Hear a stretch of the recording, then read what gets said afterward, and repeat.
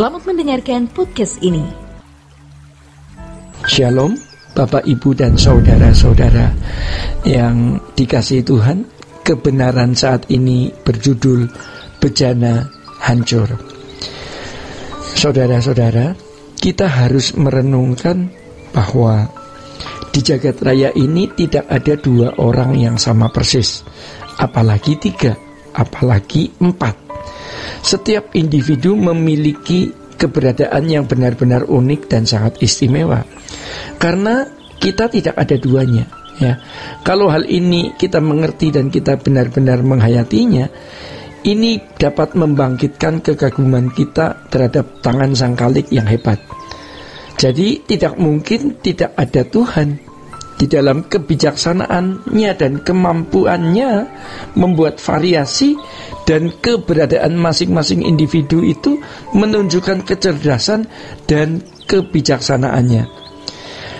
Maka dengan memahami hal ini, kita tidak akan membandingkan diri kita dengan orang lain, sebab setiap kita tidak ada bandingannya. Orang yang berusaha membandingkan dirinya dengan orang lain adalah orang yang tidak mengerti dan tidak menerima kebesaran serta keagungan Allah yang menciptakan setiap kita dengan keunikan dan keistimewaan masing-masing. Maka dari itu, Bapak, Ibu, dan saudara-saudara, perhatikanlah bagaimana orang berusaha untuk selalu memakai barang yang up to date, yang dasarnya adalah ingin menjadi seseorang yang lebih dari orang lain, ya, tentu agar bisa dirinya membanggakan diri. Padahal tanpa sesuatu yang bersifat materi tersebut, keadaan orang tersebut sudah unik, ya.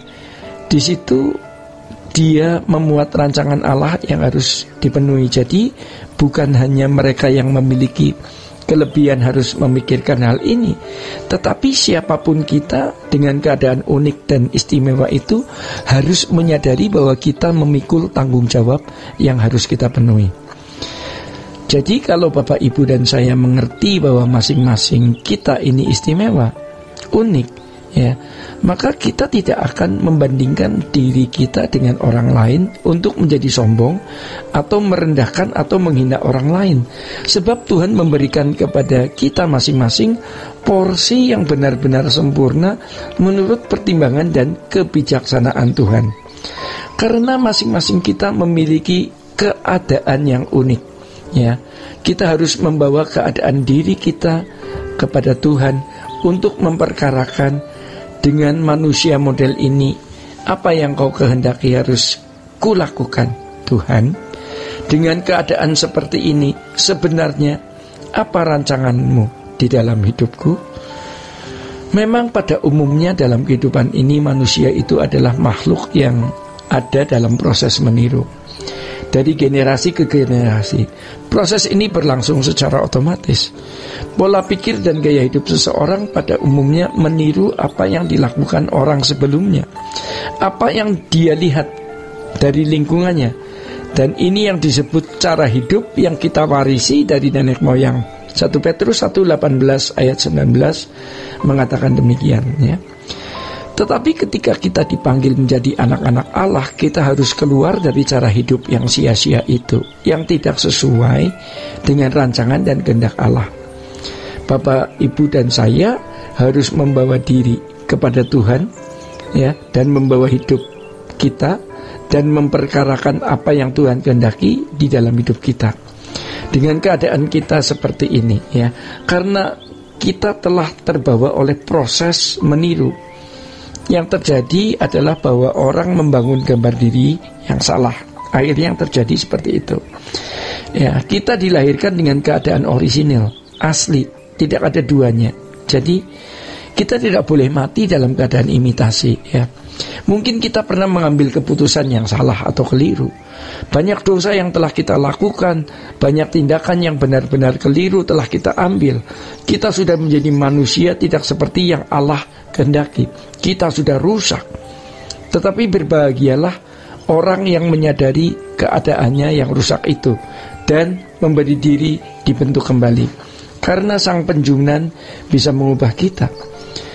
Dia masih bisa memberi kesempatan tanah liat yang hancur berubah menjadi bejana yang indah. Oleh sebab itu kita tidak memiliki pilihan lain. Kita harus menjadikan Tuhan dan kerajaannya sebagai satu-satunya tujuan hidup kita. Hari ini kalau kita berkeadaan seperti ini, maka pertama, kita menerima seluruh rangkaian yang ditetapkan Tuhan, yang merupakan hak prerogatif Tuhan. Yang kedua, kita menerima semua keadaan yang disebabkan oleh keputusan atau pilihan yang salah. Kita berterima kasih kepada Tuhan, oleh kesabarannya Ia menuntun kehidupan kita, sehingga kita sampai ada dalam keadaan yang seperti ini.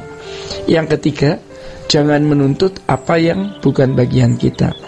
Jadi saudara-saudara perlu diingat ya, kita tidak bertanggung jawab kepada manusia apapun, tetapi kita bertanggung jawab kepada Tuhan.